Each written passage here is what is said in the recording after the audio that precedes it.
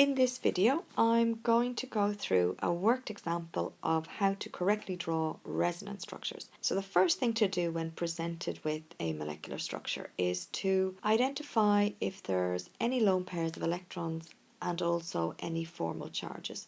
So that's the first thing to start with. Taking a look at the oxygen that's within the ring structure, there's two single bonds, so that's 4 electrons, and to make up the octet of 8 electrons, we need to add another 4 electrons or 2 lone pairs, 2 non-bonded electrons.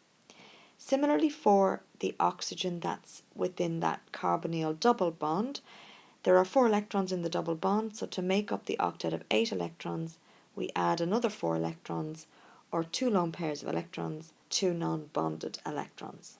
Now to work out formal charges, if we have a look at the oxygen that's within the ring structure, oxygen has 6 valence electrons. So the oxygen atom, if it has 6 electrons that count for that oxygen atom, it will be neutral. If it's more than 6 or less than 6, it will have either gained or lost electrons, and therefore will have either a positive or negative charge depending on the count around oxygen if it's gained or lost electrons. So for this oxygen, there's 4 electrons which are non-bonded plus 2 electrons, one for each of the single bonds because there's 1 electron that's shared from oxygen with the carbon.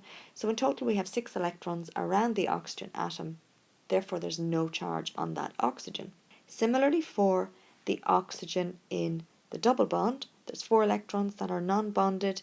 There's 2 electrons shared in the double bond with the carbon, so in total there are 6 electrons around the oxygen, no charge either on that oxygen.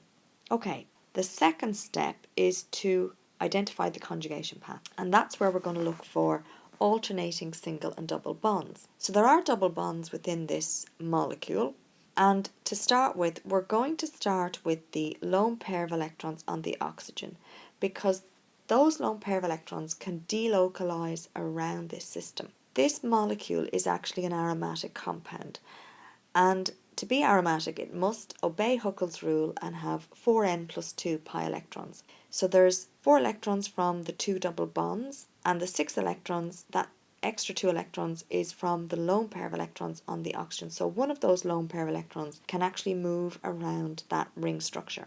So if we start there, in an anti-clockwise direction we have a single bond, then a double, single, double, single, double, right to that oxygen. There is, however, more than one conjugation path, because if we look in the clockwise direction, the lone pair of electrons in a clockwise direction, there's a single bond and then the double bond.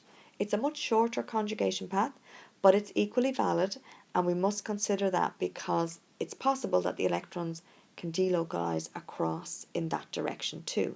Okay, so now that we've identified the conjugation path, let's get started. I'm just going to include my lone pairs of electrons again.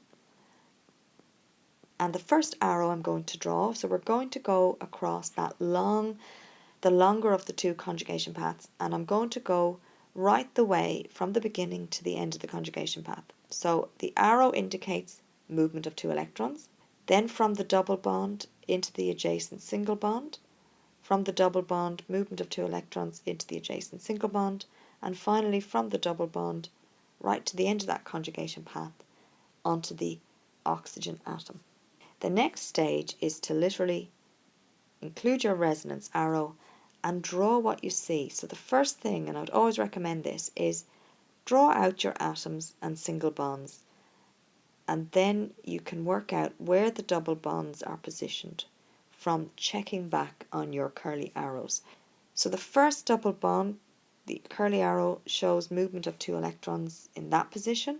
I then have a double bond here. Third arrow shows we have a double bond in this position, and then we're going to have a negative charge on the oxygen because we've had movement of 2 electrons right up onto the oxygen. So there's now 6 electrons, 3 lone pairs on that oxygen. The key thing to remember is we start with a neutral molecule. There were no formal charges on that molecule from the very beginning. And we end up here in the structure I've drawn, I just have one negative charge, so I'm missing a positive charge, and that's the clue to go back and check your structure. And actually, our oxygen atom here has a positive charge because it has 3 bonds and just one lone pair of electron on that oxygen. So now we have a neutral molecule as our resonance contributor, so we know charge has been conserved and we've correctly drawn that structure. Great. Next, I'm actually going to show how to draw the resonance structure, but this time we're going to go along the same conjugation path, but we're going to stop at different points where the electrons can actually move onto adjacent atoms from the double bond, and you don't need to go all the way along the conjugation path in one move. I'm going to show you how to do that. So again, an arrow to show the movement of 2 electrons into that single bond. Then we're going to go from the double bond, and this time we're going to stop at the adjacent carbon atom. So we've just done 2 curly arrows and we've stopped along the conjugation path. So let's draw our resonance structure again. First thing to do, draw in the atoms and the single bonds, and then we can work out where our double bonds are positioned. So our first double bond is going to be adjacent to that oxygen atom in the ring. Then we're going to have a negative charge actually on the carbon atom. We have the other 2 double bonds haven't moved position, so they are still as they were in the first structure. But this time we need again to include our positive charge on the oxygen atom, and again we have a neutral resonance contributor, which is good because we know we started with a neutral molecule. Now I'm going to continue because that conjugation path, as we've seen, continues, so we can start from our resonance structure and move the 2 electrons into the adjacent single bond, and then push the 2 electrons from the double bond, and again we're going to stop on the adjacent carbon atom. So similarly, I'm going to draw the resonance structure, starting by drawing the correct arrow and then putting in all of my atoms and bonds. So we still have a double bond here and a positive charge on the oxygen. We're now going to have a new double bond resulting from the movement of 2 electrons in that first arrow. Negative charge is now positioned on this carbon atom, so the electrons have moved position, and we still have our carbon-oxygen double bond. Again, I'm just going to correctly include all my lone pairs of electrons. And finally, to finish off drawing the resonance structures, I'm going to move all the way along that conjugation path into the single bond, then from the double bond onto that oxygen atom. So you'll see that when we draw this final structure, we'll actually end up with the same resonance structure that I drew from the first conjugation path, where I went all the way along the conjugation path in one move. So both are correct, but by doing it this way, it can help you identify any resonance structures that are intermediate along the way. So you include all of the resonance structures, whereas if you just do the full conjugation path, you only obtain one resonance contributor, and this way we've actually added another 2 resonance contributors and identified them. Again, we have a neutral molecule, so in each of our structures you'll notice we have a positive and negative charge.